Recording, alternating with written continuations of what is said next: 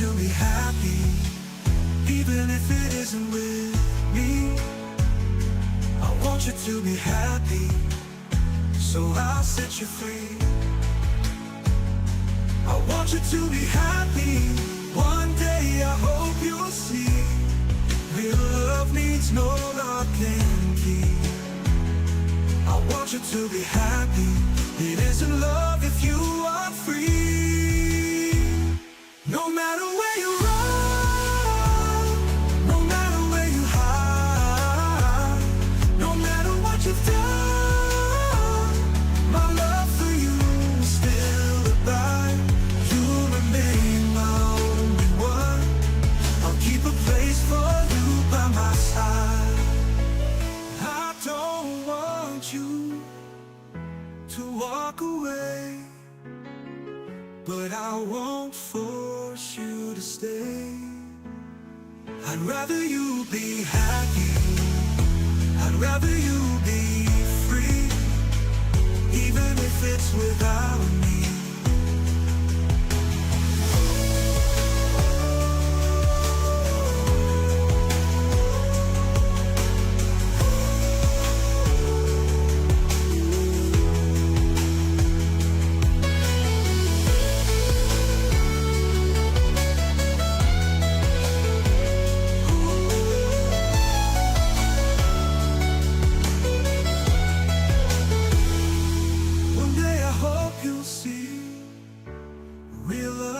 No lock and key.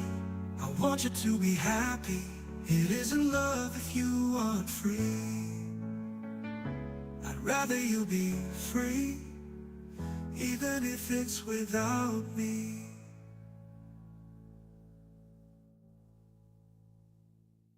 Feels like I'm living in a country song.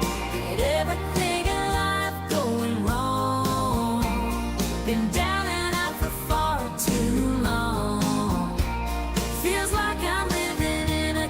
song.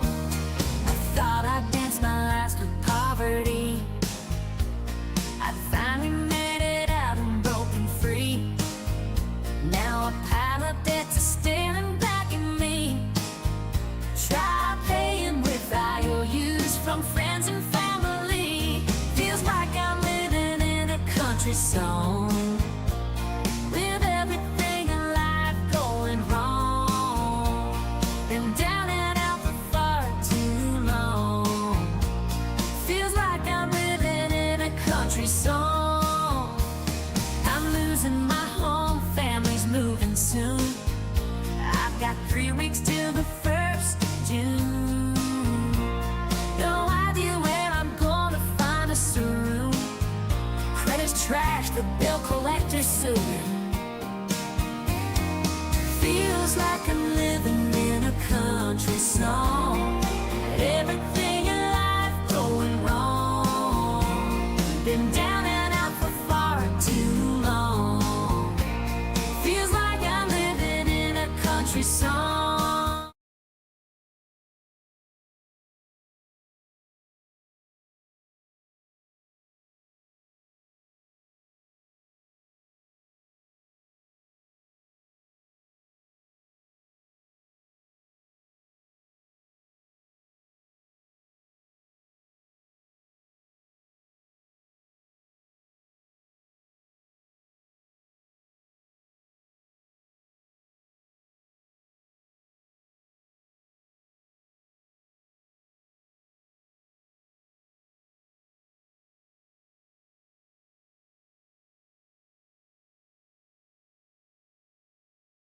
Great.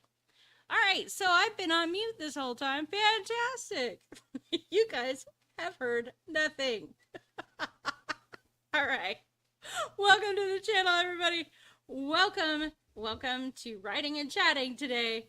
And now that I've got my mic on, you can actually hear me chatting. So, anyway, as I said, welcome back. We've finished writing chapter 22. If you can believe it, we have gone through 22 chapters of the story. Woo! And we are now going to read through that chapter. We're going to outline the plot points that we need to wrap up for this story to really feel finished. And then we'll make decisions about where we start, which pieces of the puzzles we start to fix first. Because we've got a lot of work to do. We still got probably about at least 8 more chapters before it's really going to be feeling finished. All right, so chapter 22, Leaving Mammoth Caves. Seymour held up his hand. I've got a quick phone call to make.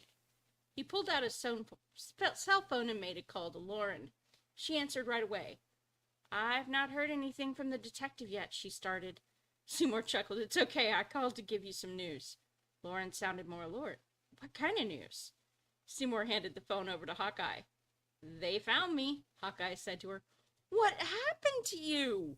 We were so worried, he could hear her saying, even though he and Hawkeye were at least 3 feet apart from one another. It's a long story. I'll tell you more about it soon, Hawkeye said. All you need to know for right now is that Mortis and Seymour found me. I'm okay. I'll be home soon. You better tell me everything, she said, but seriously, I'm glad you're okay. We're going to be doing a live stream soon, Seymour promised, an idea already beginning to form in his head. Mortis's eyes widened. I don't think my laptop's got enough power for that. Seymour grinned. No worries. There's a little hotel room back about an hour from here that I've got booked for another day. We can broadcast from there. I've got someone you should meet. Mortis and Hawkeye looked at one another and shrugged. Seymour led the way back up to the parking lot. Mortis turned to Hawkeye. You seriously thought we were just going to let you disappear on us without at least trying to find you? Hawkeye looked down at the pavement. I didn't think I mattered that much to anybody. I'm such a pain. Mortis shook his head.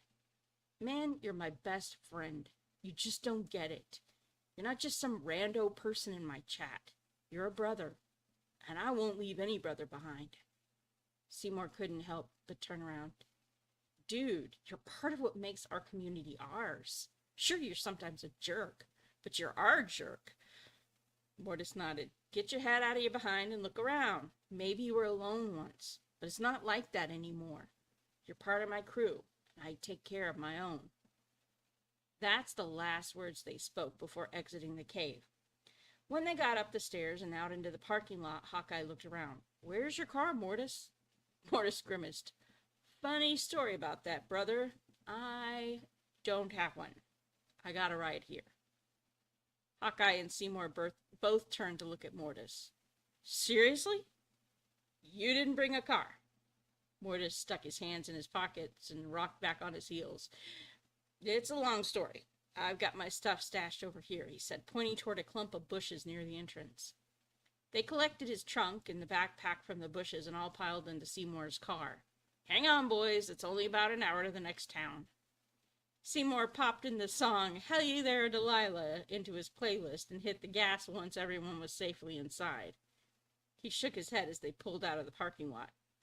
He could just imagine what that conversation with Delilah was going to sound like now. All right, so Delilah does not know and is not likely to be delighted to find out that she has been found out about betraying Seymour for a loan forgiveness. So we know that. So here's what we're going to do. I'm going to start this, and we are going to comb through the list of things that we need to wrap up.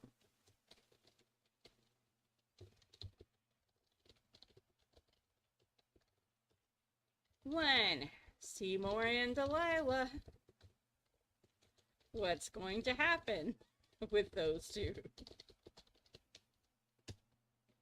2, DeVries and Officer Tolston. What's up? What's going to happen with those two? All right, let's see. We've also got a Lauren and the detective.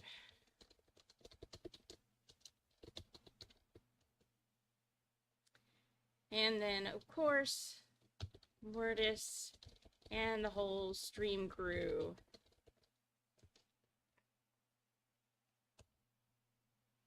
Are we forgetting anybody?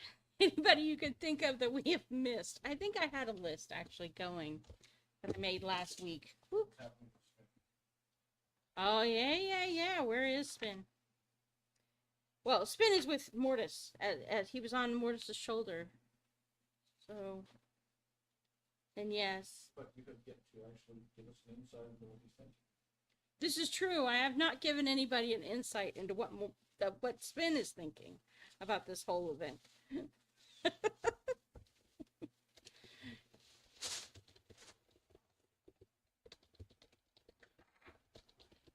Back to work.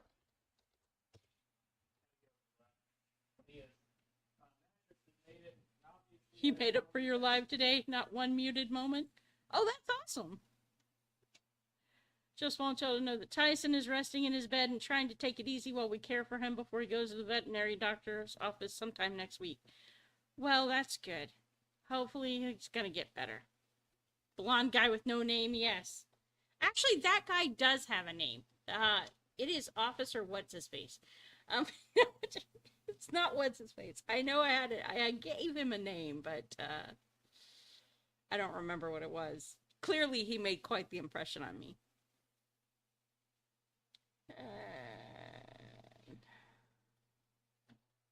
Where's he going? About here till you're done. Let's see. Let's go back and figure out. There's Delilah's dilemma and Seymour's discovery, the double agent. Ah, there we go. It was in this chapter. So, here we go. Officer Jacobs. Okay. So that was the blonde officer. The guy blonde officer, I should say, because there's the blonde lady, Officer Tolston, and then we had the blonde guy, Officer Jacobs. I guess we can include him.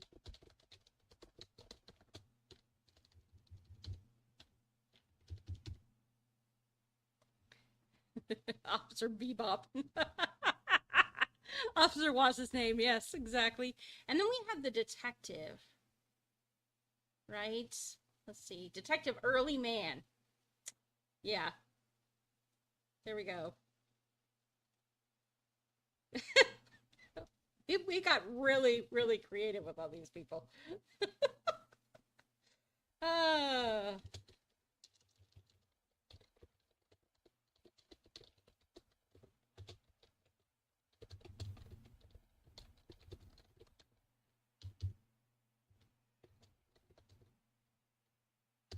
Oh, and we need to wrap up Mortis and the whole guy who started this whole thing, who launched it into next week, which is an unexpected shipment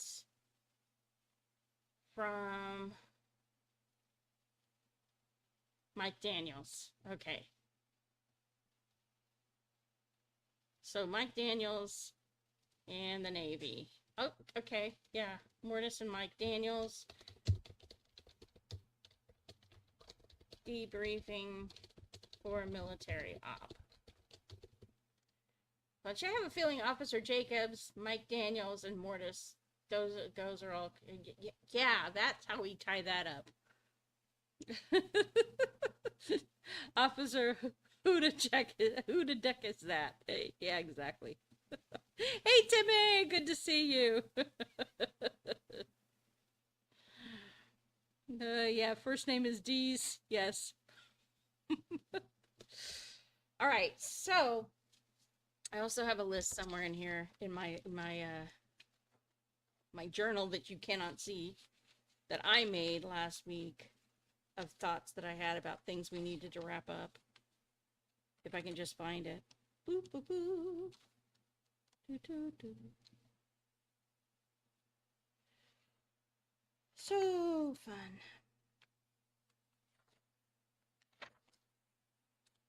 I want to make sure that by the time we're done, we have an entire narrative that makes complete sense.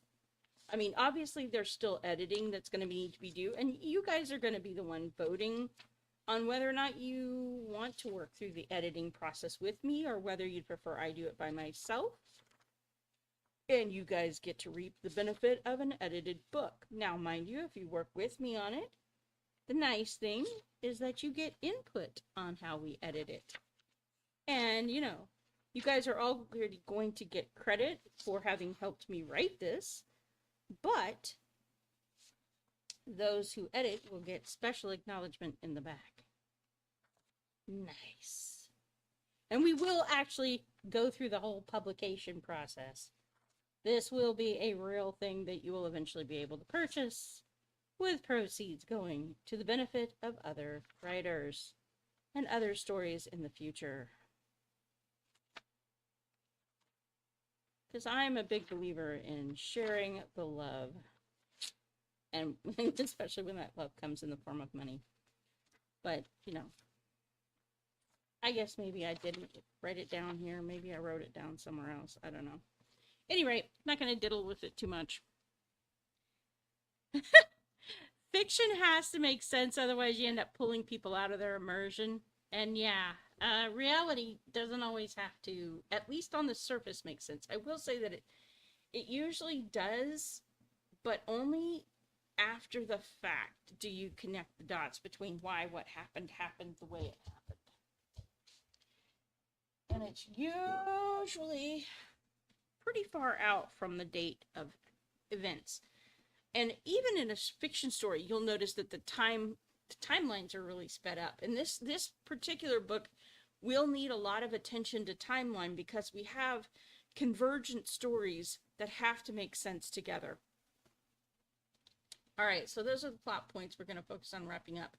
So given that, where do we want to start? Which plot point?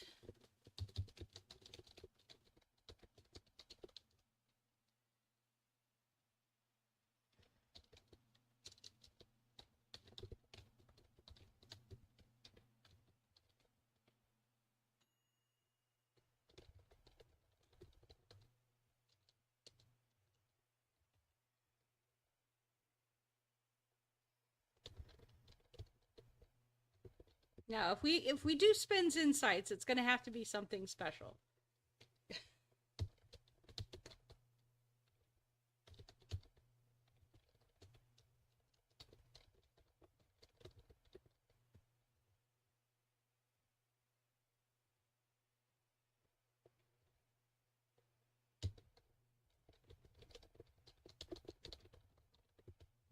All right, so there's your 4 options.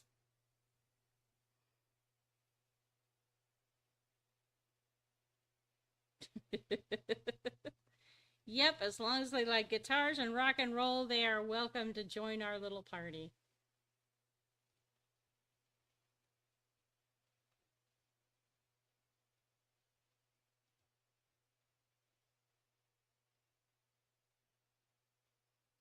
Oh, we have a 4-way tie now. Oh, that's not good. Eek, eek, said the panda. I'm sorry. Well, you know, it's possible. It might be a good humorous follow-up. Tell you what we'll do.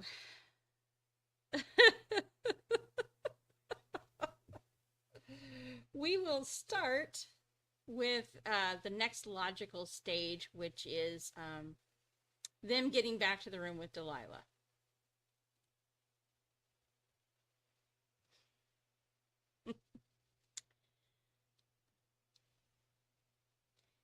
All right.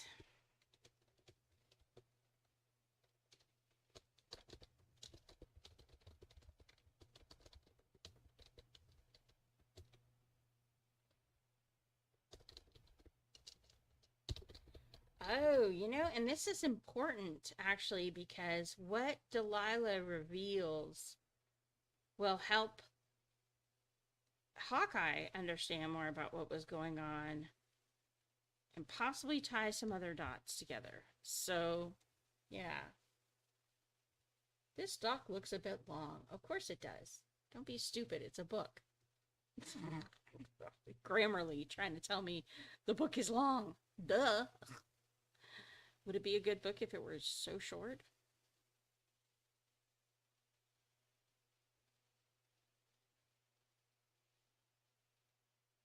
Yeah.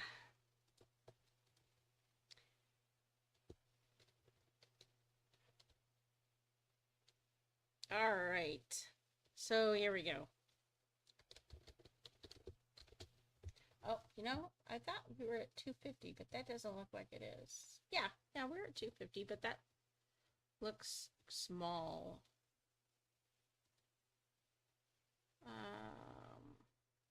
Let's kind of maybe raise the size of the, yeah, it is small. We're just going to put it there so that you guys can clearly read what I'm writing.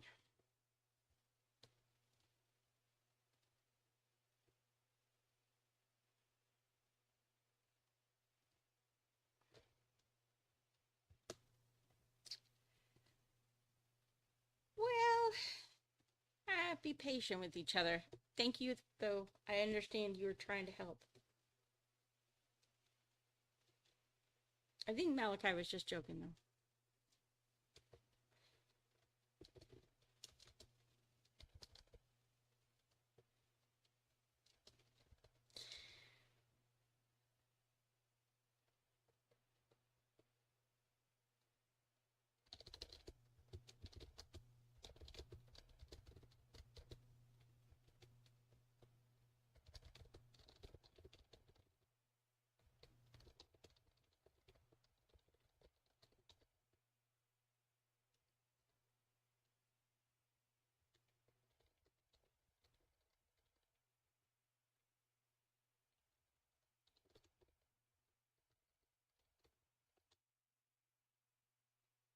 No worries. Good job.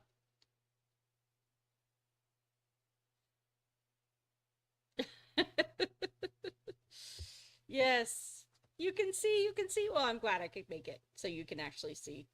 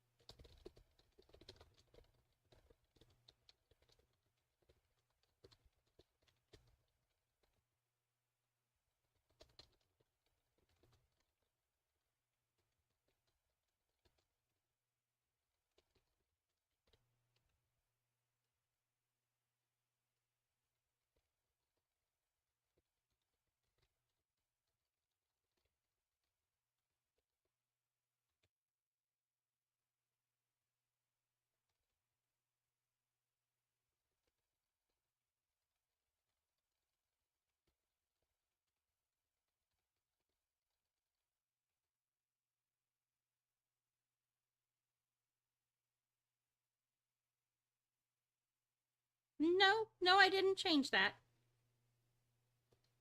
Seymour didn't know what Delilah was going to think about all this when she found two strangers on the doorstep. Honestly, he wasn't sure he cared. He hated to think she'd been using him this whole time. Was her affection for him even real? Or was it all part of the plan? He hated dragging his buddies into the drama, but he figured it was the best way to get them a place to rest and her to give honest answers. Especially when confronted with who she'd hurt, aside from him, with her decisions.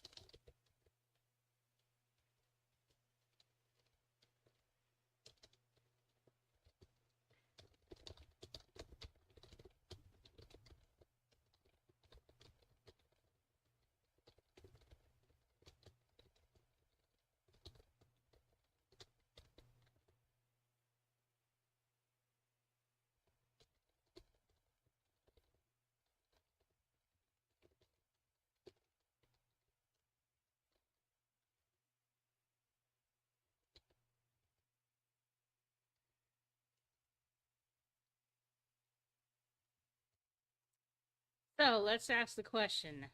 Does Seymour warn them ahead of time?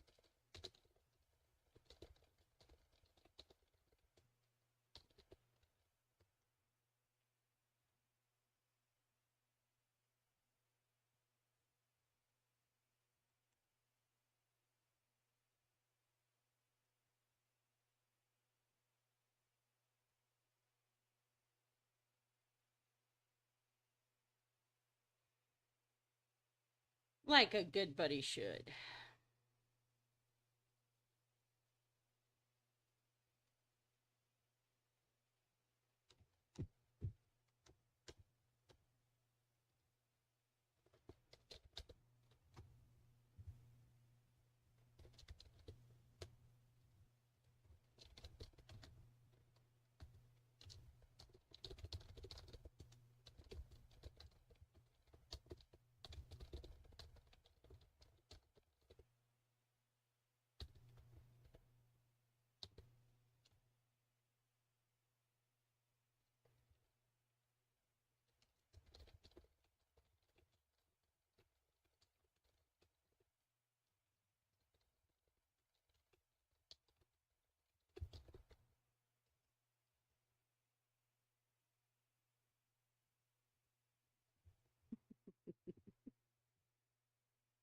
Life can be a bitter pill sometimes.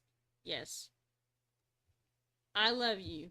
Timmy, you didn't ruin anything. Okay? We all get short sometimes. We all have moments we lose our patience. We all have moments we're not our best. It's okay.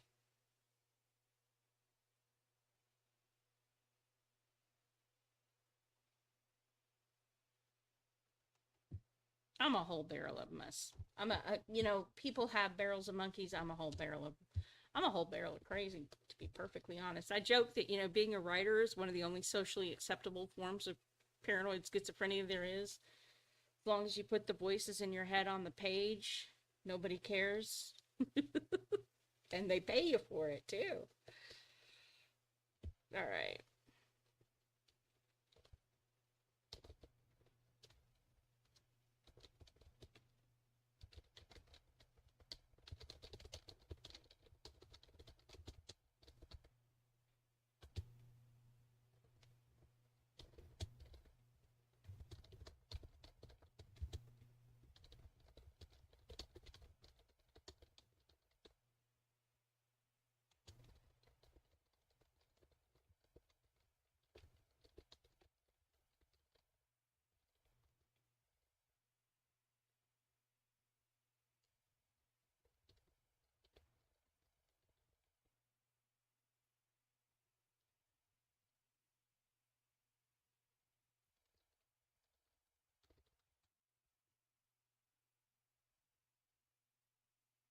Yeah, not my circus, not my monkeys, but I know all the damn clowns for sure.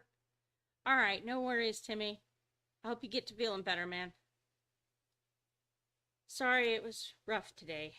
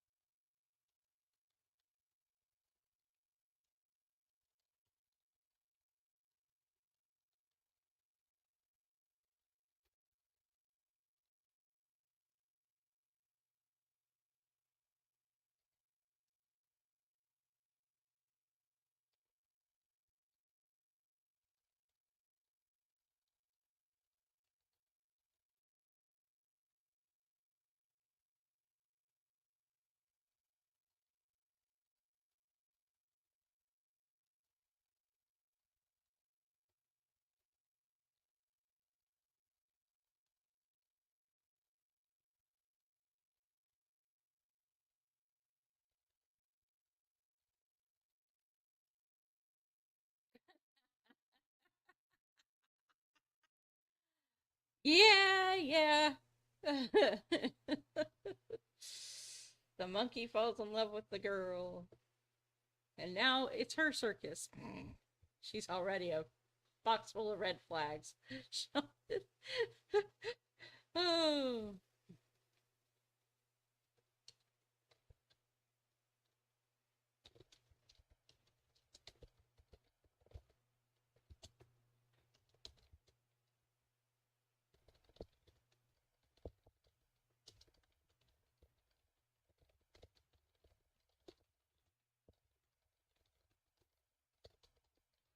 That's something I need to figure out. Did we? I can't remember. It's been a while since we wrote. Oop, that wasn't my intention. Back, back, back. Don't, do. There we go. All right, and we're back. I need to figure out whether we mentioned Devry's name in in the scene where he figured out, yeah, Seymour's discovery. Do do do.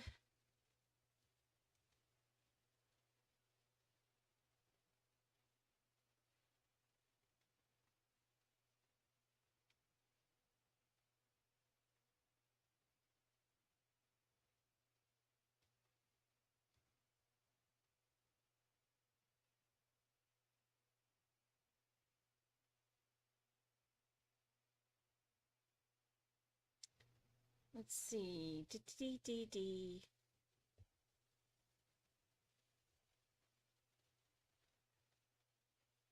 Okay, Devries. Yes.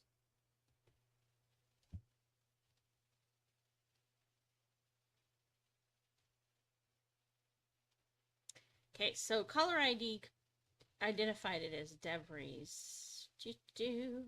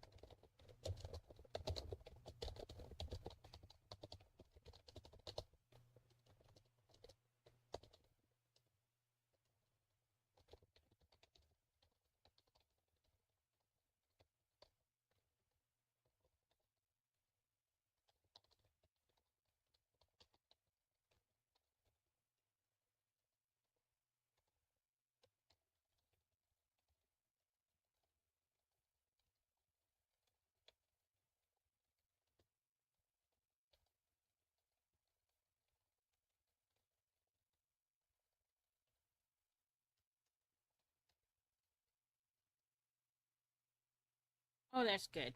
It's good, Malachi.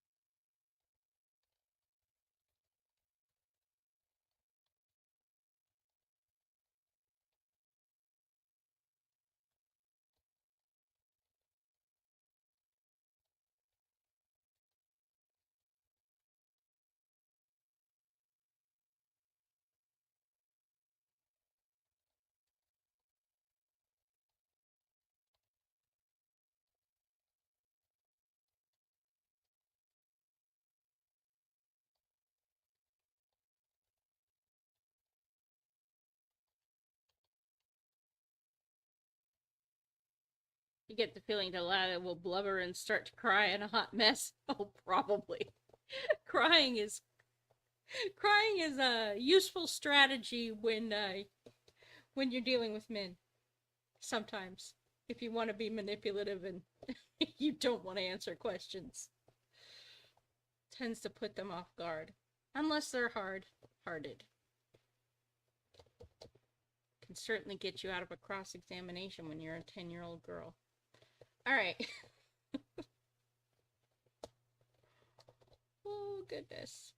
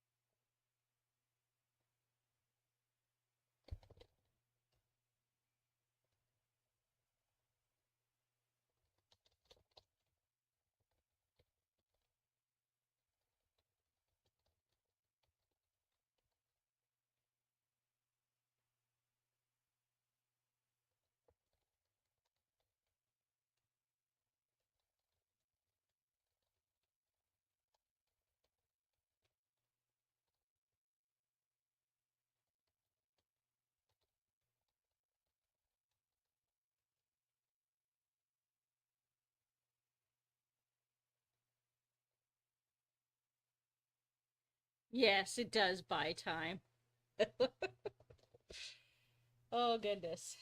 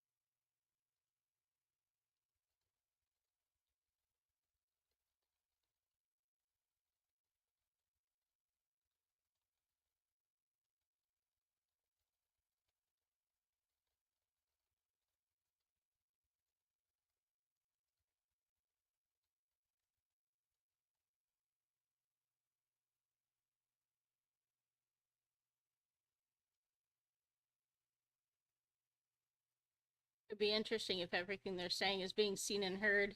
That's true. It could be. I mean, after all, if Seymour was being monitored, it's entirely possible that they bugged his car. I don't know. We may decide that later.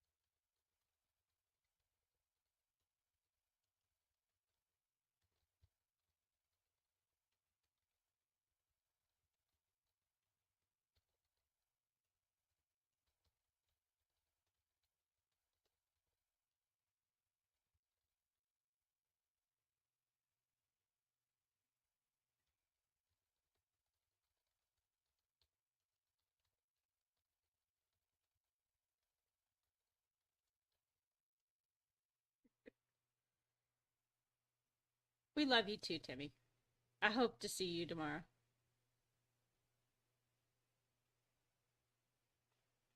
You know, they at least have a GPS tracking dot on the car or something that belongs to him. Probably true. If not him, they almost assuredly have one with Mortis's stuff. If we can help you out, Timmy, let us know, okay?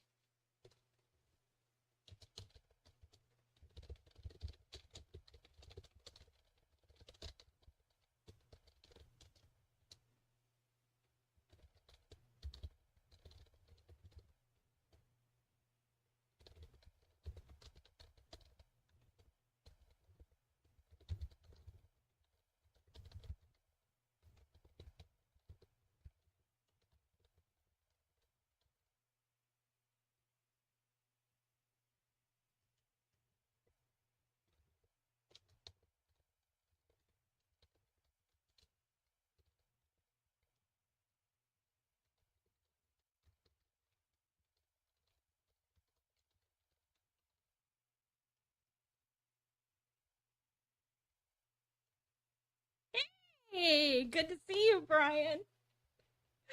Long time no see. Glad you could make it. We're just exploring the after the Hawkeye got rescued part.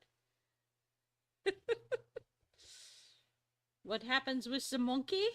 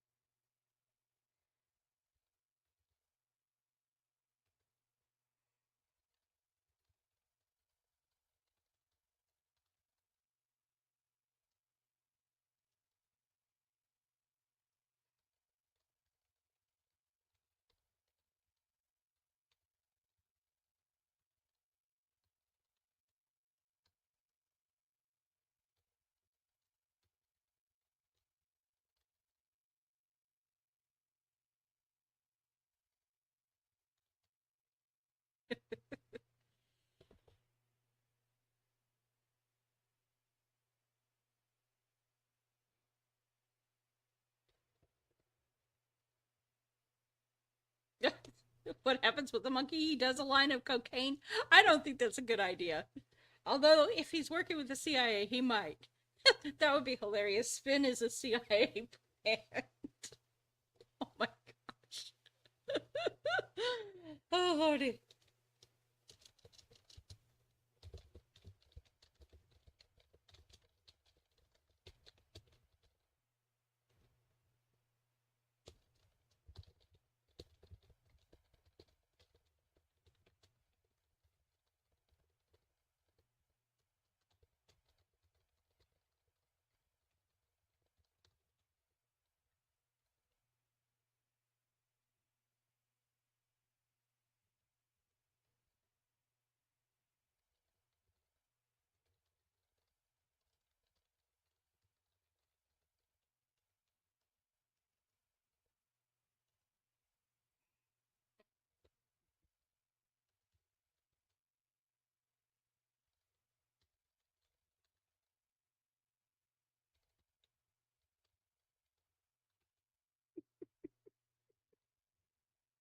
Yeah, yeah, no kidding. Well, he did get found in Costa Rica. He did adopt Spin in Costa Rica, and Costa Rica is in South America, and the connections might be possible.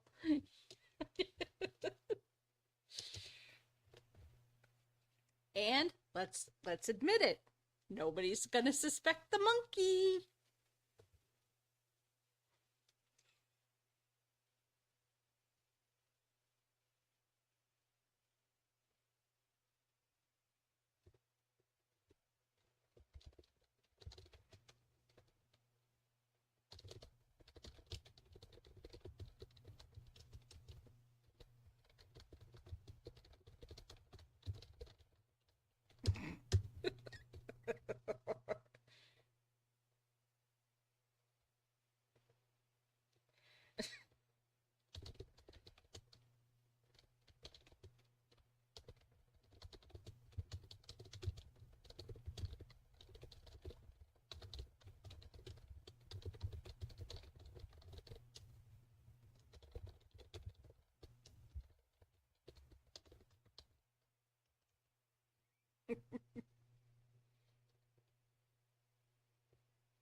Spin may very well have a tracking device on him.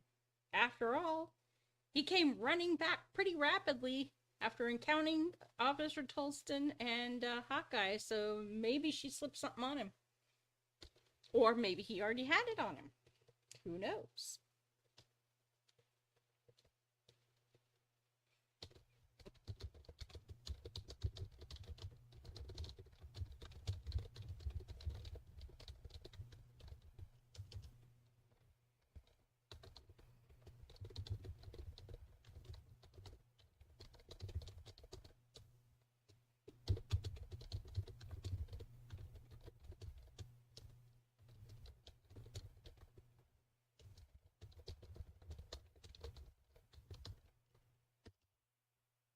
All right, so that's our chapter there, which is actually pretty long, and we haven't even reached Delilah yet.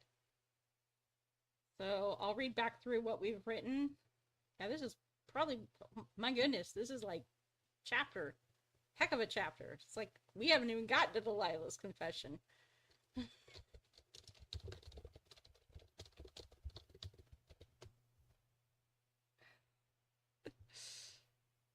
Mortis didn't find Spin. He was deployed.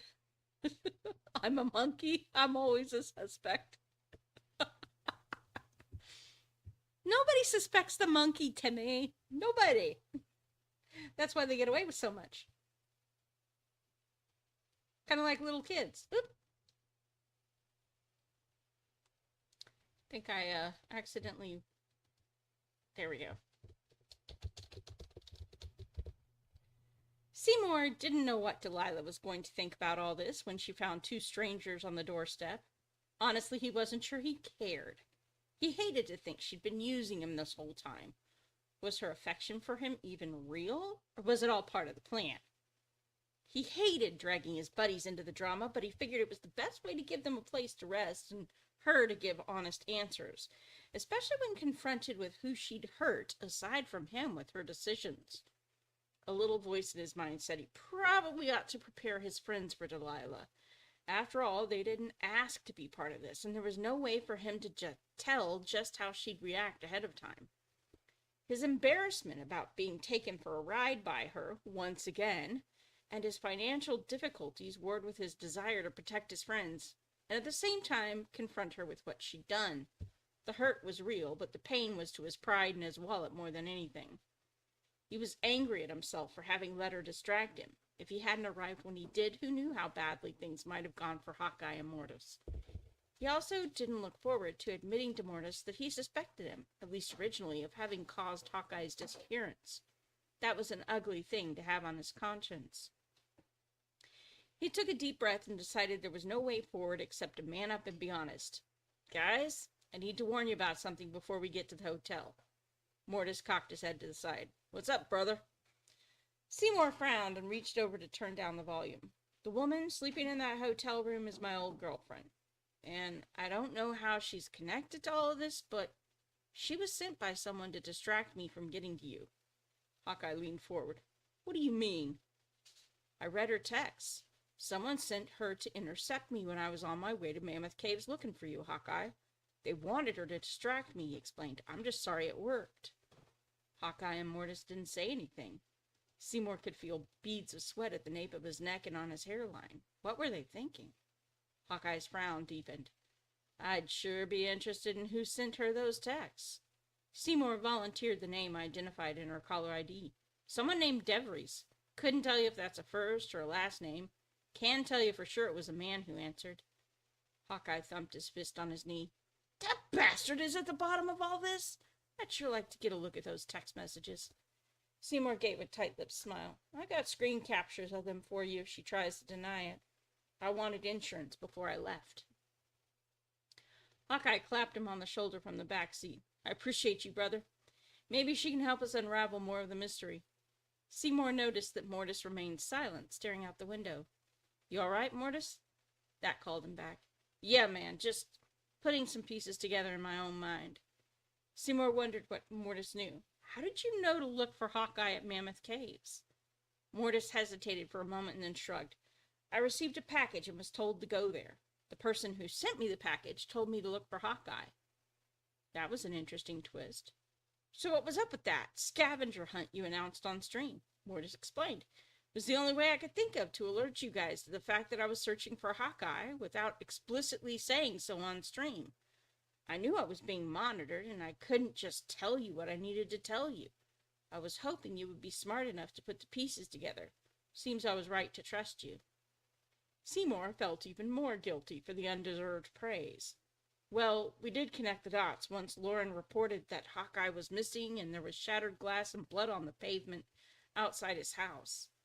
I'm grateful for your help, guys, Hawkeye said. If not for you, I don't know what I would have done. Mortis spoke up.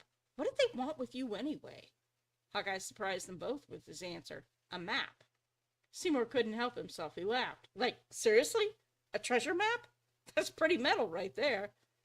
Hawkeye snorted. Nah, not like a treasure map. It's more like a map to a base the CIA was operating out of in South America. Drug smuggling and tunnels, the whole 9 yards. Mortis whistled. Holy smokes, I wasn't expecting that. Seymour couldn't believe his ears. What the heck does the CIA have to do with drug smuggling? Hawkeye chuckled. A lot. I could tell you, but I'd probably have to kill you after. Seymour snorted. You serious? Hawkeye grinned. About what? The CIA smuggling drugs or me having to kill you after telling you about it? Seymour glanced up at him through the rearview mirror. Both? Hawkeye shrugged. Oh, heck yeah, about the CIA. Don't get me started about them. I could tell you horror stories that would set your hair on fire. Seymour prompted. And the killing me thing? Hawkeye winked at him. That I made up. Seymour nodded. I thought so. Hawkeye grinned. Maybe. Mortis gave Hawkeye a look. Stop messing with Seymour. You're going to give the man a heart attack. Hawkeye chuckled. You know me, man. I can't resist. Seymour shook his head. You're such a dick, man. But I'm glad we got you back anyway.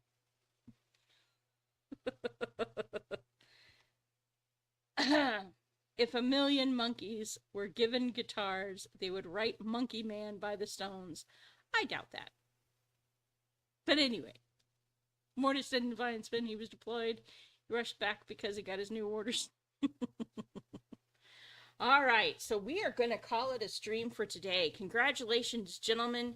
We are not yet confronted Delilah, so we will have another chapter. That's probably what we'll finish up when we do. And then we will work on the next play-by-play stuff that we've got to get taken care of, and we'll find out where this goes. That is a wrap for chapter 23. Thank you guys so much for joining me. Like I have pinned the link to the file in chat, and so you can download a copy of that if you want, or at least view it. Let's see. What else? Now, our next stream, I will be doing art on Monday at the usual time, hopefully.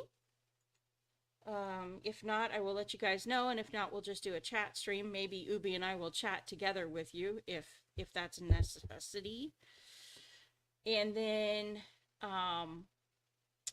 hopefully, definitely Thursday will be real talk, because that's just talk and I don't have to do too much.